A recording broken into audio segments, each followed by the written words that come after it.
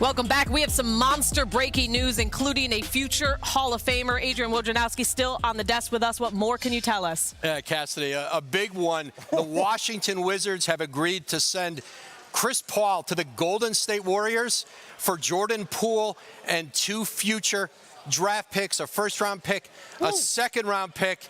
And listen, this is the completion of that Bradley Beal trade with the Phoenix Suns. The Wizards have been looking for a situation to move Chris Paul onto, and now the Warriors step in, bring in Chris Paul to play with Klay Thompson, obviously Steph Curry, and move out Jordan Poole, who will start a new 4-year, $140 million contract extension this season. And this is a Warriors team that has some difficult financial decisions to make, and they made one today. And moving on Jordan Poole to the Wizards, this is certainly going to give Golden State an opportunity to have a little more breathing room and working on a contract extension with Draymond Green, who they simply do not want to lose in free agency. And now Chris Paul, who wanted to play very much for a contender. His conversations with the Wizards, Michael Winger, their president, his agent, Stephen Human, they've been working all week to try to find a landing spot for Chris Paul. And it is the Warriors who now bring in this future Hall of Fame player as they try to maximize this window with Steph Curry, Klay Thompson, Draymond Green, and certainly Washington now gathering up picks, gathering up young assets, and they're really in a full rebuild now. Yeah, before this trade, the Warriors' payroll stood at $186 million. Mike Dunleavy was promoted from assistant GM to replace Bob Myers 6 days ago. Do you have any insight of just how busy he's been in his new role? Yeah, Mike Dunleavy Jr., this has been a conversation in Golden State. Again, I think trying to find a way to balance out this payroll.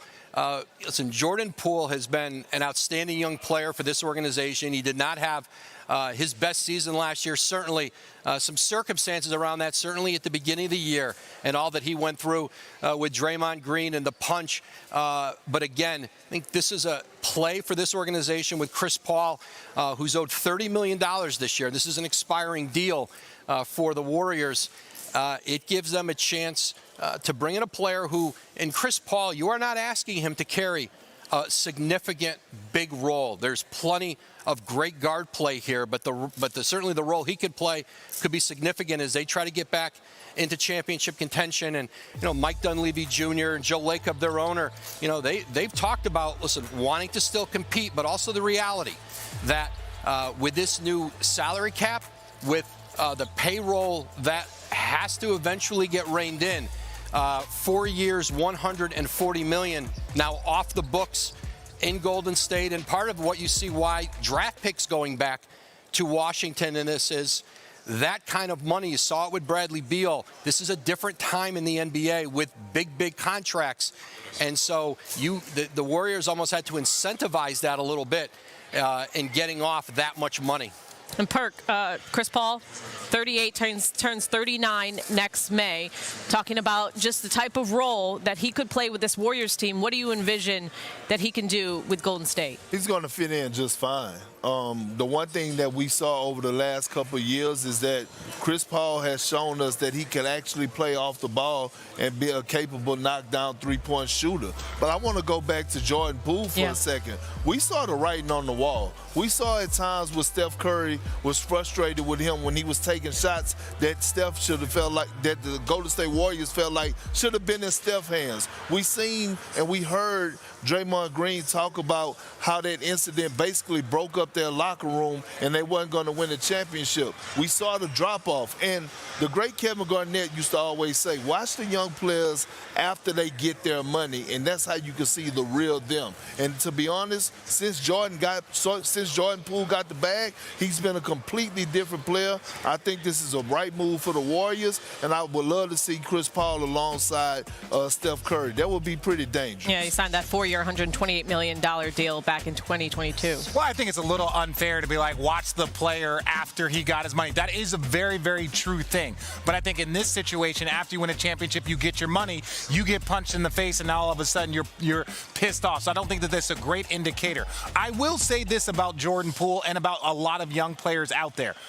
If you're in a great situation, and you have to recognize that very quickly you can end up on the Washington Wizards, no disrespect to them, in a rebuild space. So you can go and get a bunch of shots. No one will ever see you. You're not gonna be on TV. You're gonna be a part of a rebuild. Or you can fix your face, you can fix your attitude, and get back in line and compete for championships. So I think, while this is unfortunate, that they had to break up part of their young core, there were some money incentives on it. But ultimately, Chris Paul to the Warriors, I think that is a great move for Chris Paul. What I'm saying is his attitude was different. We saw it in the postseason. It had nothing to do with the punches. We saw the frustration with the shot selection he was taking. It had nothing to do with him getting punched. Agreed. It's everything about him saying, I got my bag, so I got a bigger role. That's what I'm trying to explain to you. And you could go take it up with KG. I'm just telling you what he told me, and that's what I said. He's an all-time great. He's a Hall of Fame. I'm going to go listen to him. Yeah, listen, in this league, the only thing you are guaranteed is the money on the contract. You are not guaranteed where you're going to play unless you're Bradley Beal and you negotiate Yes. a no-trade clause. But that you are seeing fewer and fewer high-level players go into free agency. You are signing the extension where you are, and then essentially you go in the portal when you want out. Now, that's not what's happening with Jordan Poole. He was traded, but I think this is the reality of the league. We are going to see, a number of trades, and among them some with contracts like Jordan Poole, even early in their career, starting out on a new deal. But again, for Washington, he has a chance to be a cornerstone on a young team. They bring in Tyus Jones from Memphis.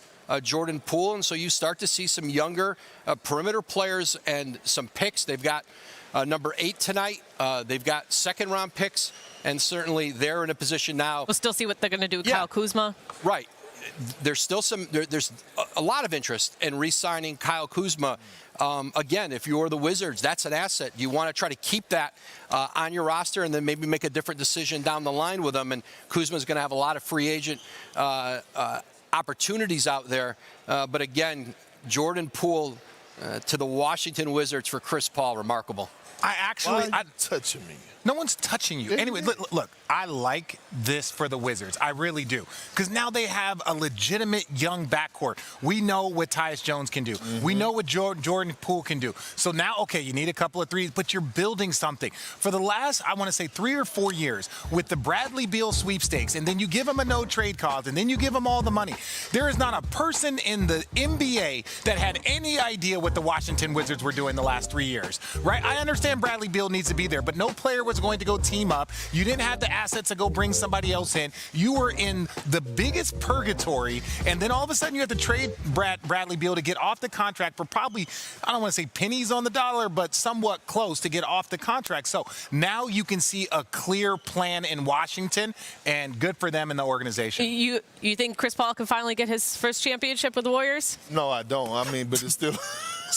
great fit. You know what? There's a lot of hate in you in your heart. There's a lot of hate in your heart, bro. I love the move for CP3, but you still got the Nuggets and you got the Suns. The Warriors are not my favorite because they added CP3. I'm just saying you got a lot of hate in your heart. No, I don't. I got a lot of love for everybody on this panel.